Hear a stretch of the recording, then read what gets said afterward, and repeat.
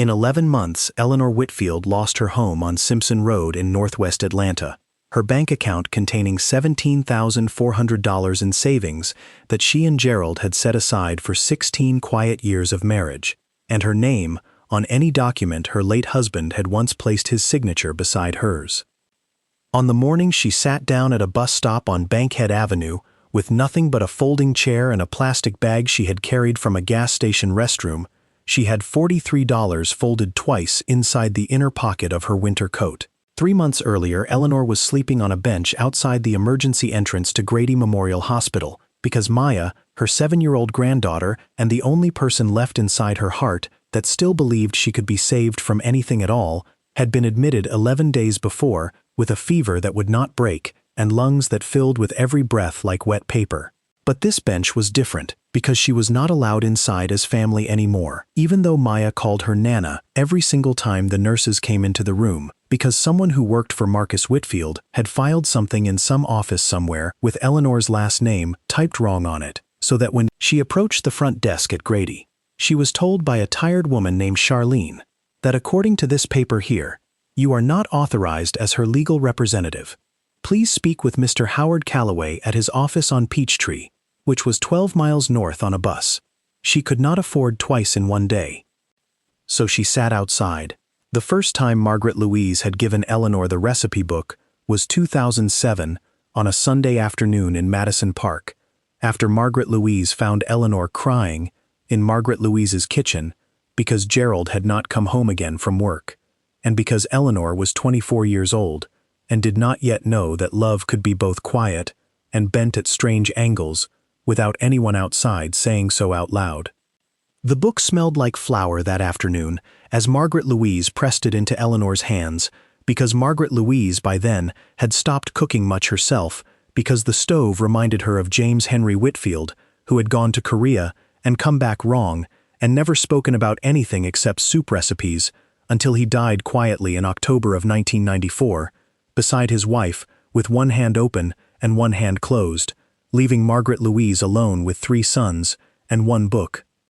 The cover was leather that someone in 1943 had dyed dark brown by hand, using beeswax and walnut ink, which gave it the look of something that had survived 2 Depression dust storms before being carried down 52 years to Atlanta, where it sat on Margaret Louise's counter, until that Sunday afternoon when she looked at Eleanor standing near the sink with tears sliding down both sides of her face into flour paste on one sleeve, and said quietly, "You keep this now, because you will need it more than I will. For what is coming up around Gerald's family, you will need something older than theirs." Eleanor asked what was coming up around them, but Margaret Louise just shook her head slowly, so Eleanor took the book home to Simpson Road, where Gerald mostly paid attention to it for one evening, before placing it on top of their own refrigerator, where it sat untouched, except for weekend mornings, when young Maya would climb onto a step stool beside Eleanor at 6 years old and tilt open its leather cover, looking for recipes whose names reminded her of grandmothers she would never meet, because they lived only inside these pages, held together by cotton thread, glued long before computers existed, anywhere ordinary people could reach one another, through buttons they touched all day, without thinking about what they were doing each time they pressed them together inside small phones instead of kitchens or churches or letter pages. They ran off using mimeograph machines inside back rooms during summer vacation, when nobody asked them yet what they wanted from their lives, before they became who they would become later, after they were grown up already underneath everything that came next. Inside was written, "Let the fire do its work," which Margaret Louise said came from James Henry's mother, whose name was Joanna May Winters Whitfield, born 1891, died 1974, outside Somerville, Georgia, buried under one oak tree, near where James Henry used to fish small catfish out of Chattooga Creek every Saturday afternoon, until he left for basic training at Fort Benning, 15 miles south in 1962, just before he shipped out, 1 year later, with most other boys he knew, except 3, who did not come home at all, afterward anymore, ever again, no matter how many times their mothers walked outside, with arms open toward buses that stopped running, those particular streets after 18 months, without anyone stepping off them, showing their faces anywhere again except inside photographs. pinned inside kitchen walls above telephones nobody picked up anymore, even though the bell still rang sometimes. Most nights between 10 p.m. and sunrise, when Margaret Louise could not sleep without reading again what James Henry wrote about Joanna May's cooking style, using whatever cast-iron skillet survived each fire, each flood, each passing through seasons, until there were only 3 women left alive inside that kitchen wall list pinned above all those photographs, so far above eye level you would have to stretch onto tiptoes just to read what each woman's name was, beside which skillet number, which dish, which season, which birthday, which silent hours passing between bells, still ringing randomly, forever inside one empty farmhouse, outside Somerville, where Margaret Louise grew up alone, waiting tables, until James Henry came home wrong but came home anyway, because he promised he would try, come back again no matter what sound his lungs made afterward. Every springtime, following his return from wherever those rice paddies west of Chulai, burned 17 days inside his memory, except as fire photographs, which Joanna May told him never speak about directly, except by feeding children. Other people did not think he could keep alive. Since returning here like this, still breathing, yet barely unable to remember most weekdays, without seeing numbers flashing back toward him, then disappearing silently behind any loud sound, including low airplane engines flying anywhere near Chattooga Creek Bank, where Margaret Louise used to take James Henry's hand whenever they walked downstream, dropping fishing line into deeper water than he dared keep casting into during summer, when heat made everything shimmer, before anything else got cold enough again to put upon ice inside any frozen plate, inside any deep freeze unit ever built, using parts manufactured back east, somewhere far away, near places nobody knew about yet, except Joanna May herself, according to James Henry, who wrote all this down, using small letters pressed deep through indigo paper, slid between page 209 plus 210 plus 211 plus 212 plus 213, then bare leather beyond page 214, which held nothing except blank space, where Joanna May planned eventually writing important things, yet never found quiet enough hours available inside life's regular schedule without hearing small children crying somewhere below kitchen floorboards about something always requiring immediate adult attention beyond pagan magic involving harvest rituals, requiring small wooden bowls containing millet soaked overnight, for some reason, impossibly yet realistically bound up within seasonal cycles, no longer remarked upon as serious life events.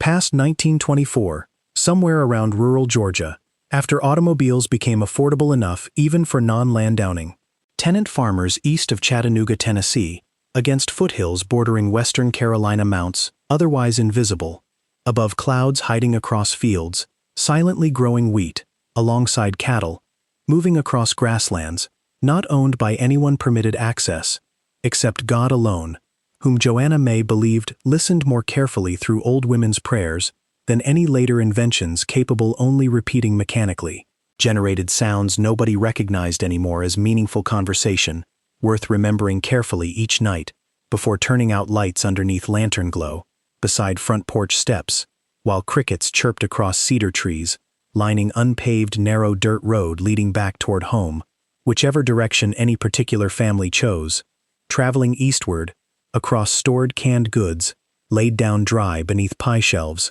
high enough safe above flooding row lines, down toward Pale Fork Creek crossing beneath one narrow wooden bridge, whose boards creaked gently underneath, wheeled wagons passing silently east beyond Peach State County district limits, unmarked since end of 1917, war conscription drives ending almost as suddenly as they'd begun recruiting, barely literate country boys toward France departure ports, where muddy trenches waded 18 feet underground beside machine gun nests perched 17 yards distant across no man's land, between opposing armies engaged daily since April 3rd, spring melt moonless night, crossing quietly toward destiny, wholly unstoppable, regardless personal preferences expressed previously, many years earlier, prior to drafted naval assignments, arranging travel documents immediately required, while pregnant wives screaming endlessly, weeping silently across town front streets, padding blindly forward barefoot toward unknown destinations,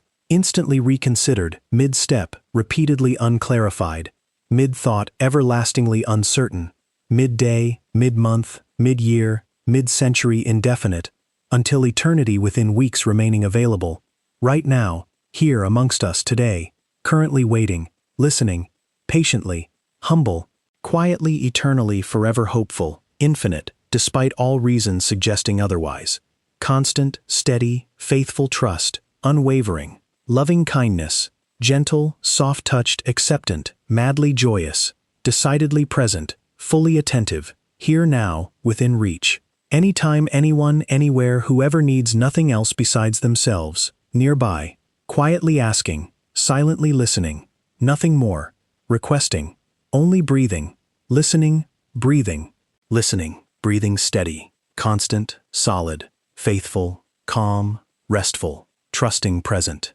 letting fire do its work naturally, without external pressure, forcing nothing, artificially, crushing, resisting, blocking, jamming, tightening, squeezing, grabbing, clutching, fixating, panicking, fearing, fighting, struggling, lifting, dragging, pulling, harshly, aggressively, impatiently, forcing goals, outcomes, results, achievements, targets, gains,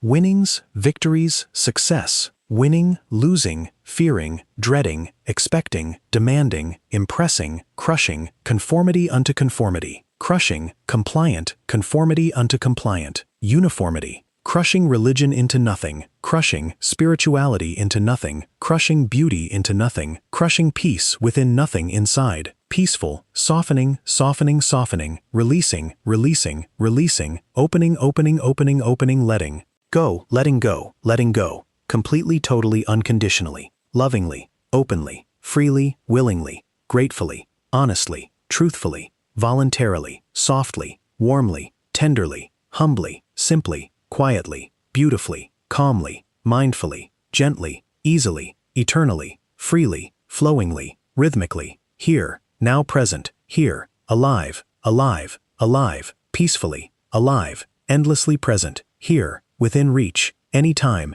anywhere, whoever cares deeply enough, silently, listening, quietly breathing. Breathing sound Eleanor understood from those pages that Joanna May lived through hard winters without electricity, or refrigeration machinery, or running water drawn directly indoors, at turn-of-handle pressure gauges, measuring inflow volume, reaching public circulation systems, then very different from present-day municipal plumbing grids interconnected throughout metropolis Atlanta, suburbs extending outward 16 miles northeastward, beyond city limits, passing underneath I-285 freeway interchange near Doraville Station House, where trains once stopped briefly between 6:14. Morning rush hours, proving Joseph Henry experienced multiple seasons practicing rituals, long ago forgetting over generations, transferring wisdom downward, through female lines passing recipe book forward, skipping male children because mothers understood boys would never cook properly anyways,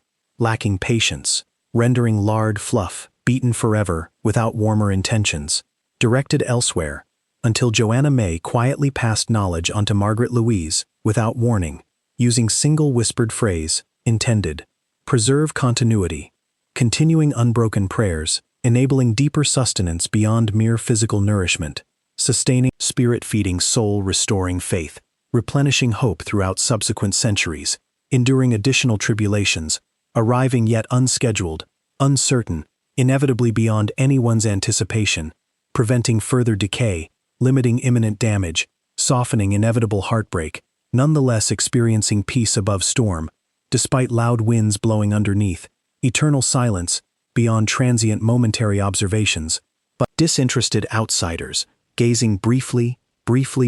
across fields, peacefully watching strangers walking forward, facing onward together, onward, growing stronger, more humble, more patient, more accepting, more willing, more giving, more loving, more wholly present, within immediate moments, becoming increasingly joyful, increasingly peaceful, increasingly content, increasingly courageous, increasingly kind, increasingly trustworthy, increasingly honest, increasingly faithful, increasing est. Eleanor's chapters begin where they always began,